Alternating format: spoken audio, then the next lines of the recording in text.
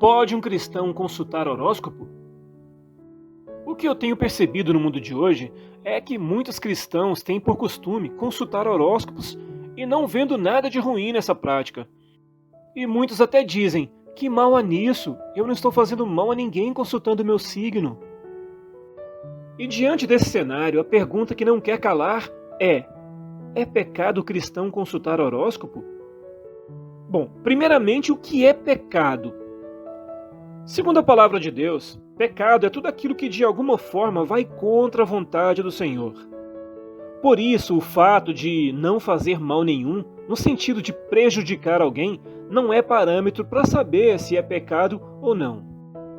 Segundo o dicionário de língua portuguesa, a palavra horóscopo tem origem etimológica da palavra horóscopos, que vem do latim e que significa diagrama que representa as posições dos planetas e dos signos do zodíaco, no momento e hora específicos, como o nascimento de alguém, utilizados para supor ou deduzir os traços de sua personalidade e antecipar os acontecimentos futuros da vida dessa pessoa.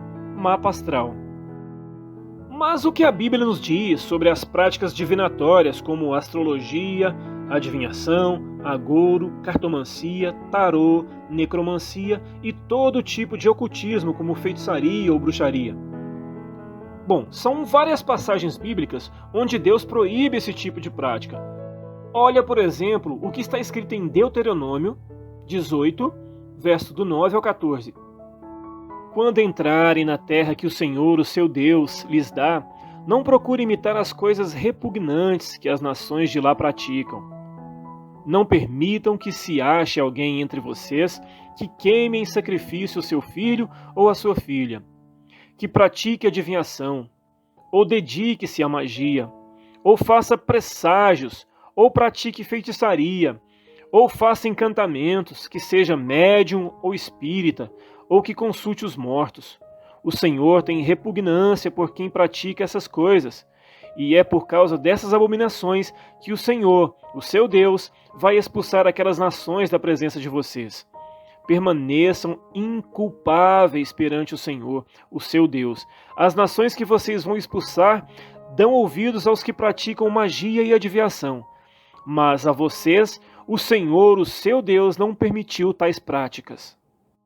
Esse tipo de prática também foi mencionado no Novo Testamento como algo usado pelo diabo para enganar as pessoas. Atos 16, verso 16 ao 18. Certo dia, indo nós para o lugar de oração, encontramos uma escrava que tinha um espírito pelo qual predizia o futuro.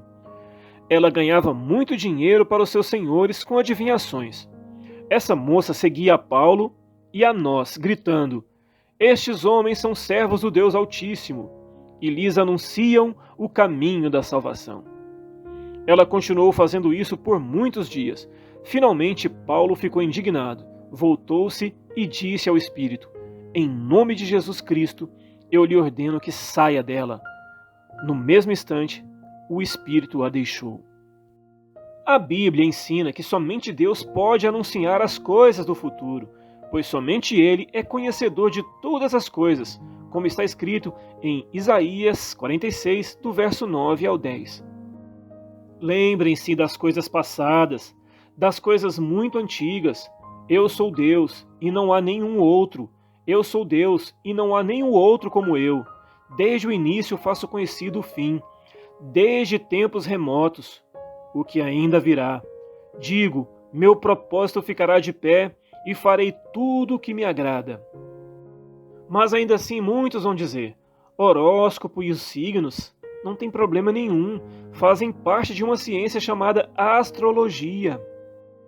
Olha só, meus irmãos, não confundir astrologia com astronomia. A Bíblia não proíbe a prática de estudos científicos no ramo da astronomia, que é a ciência que estuda os astros, a origem e a estrutura do universo. Já a astrologia é uma pseudociência, uma ciência falsa, apoiada por religiões ligadas à feitiçaria, que estabelece uma relação entre os astros e os acontecimentos terrestres na vida das pessoas. A ideia é que os eventos da Terra estão relacionados aos movimentos dos planetas no céu, ou de forma explícita que o posicionamento dos astros no momento do nascimento de uma pessoa determinam não apenas o seu caráter, mas também o seu destino, ideias totalmente contrárias à Bíblia. A astrologia implica no ato de colocar a nossa confiança sobre o nosso futuro em coisas fora de Deus. O profeta Isaías, dirigindo-se à Babilônia, adverte o povo dizendo: continue, então, com suas palavras mágicas de encantamento e com suas muitas feitiçarias, nas quais você tem se afadigado desde a infância. Talvez você consiga, talvez provoque pavor.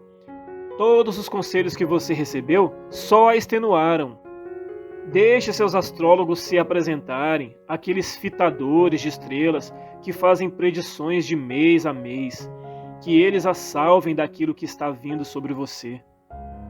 Sem dúvida, eles são como restolho, o fogo os consumirá. Eles não podem nem mesmo salvar-se do poder das chamas.